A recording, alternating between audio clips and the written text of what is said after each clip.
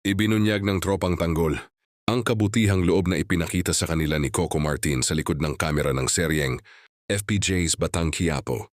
Ayon sa ilang miyembro ng grupo, hindi lamang trabaho at exposure ang ibinigay sa kanila ng aktor-direktor, kundi pati mga oportunidad na makapag-ipon at umangat ang kanilang kabuhayan. Bukod sa regular na proyekto sa serye, may ilan sa kanila ang nabigyan umano ng puhunan para makapagsimula ng maliit na negosyo. Malaking tulong daw ito lalo na sa mga breadwinner na umaasa sa arawang kita sa showbiz. Hindi raw nila inasahan na may ganitong suporta mula sa kanilang lead star.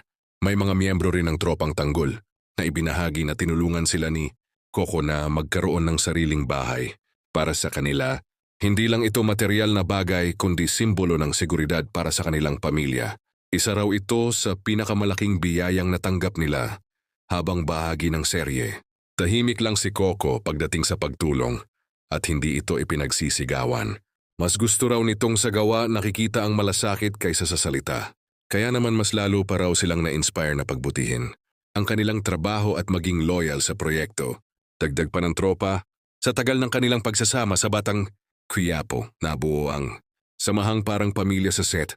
Hindi lang daw direktor o bida ang turing nila kay Coco, kundi isang kuya na handang umalalay sa oras ng pangangailangan. Dahil dito, mas naging matatag ang samahan ng tropang tanggol hanggang sa huling yugto ng serye. Para sa kanila, ang tagumpay ng Batang Quiapo ay hindi lang dahil sa ratings, kundi dahil sa malasakit at pamumuno ni Coco Martin sa harap at likod ng kamera.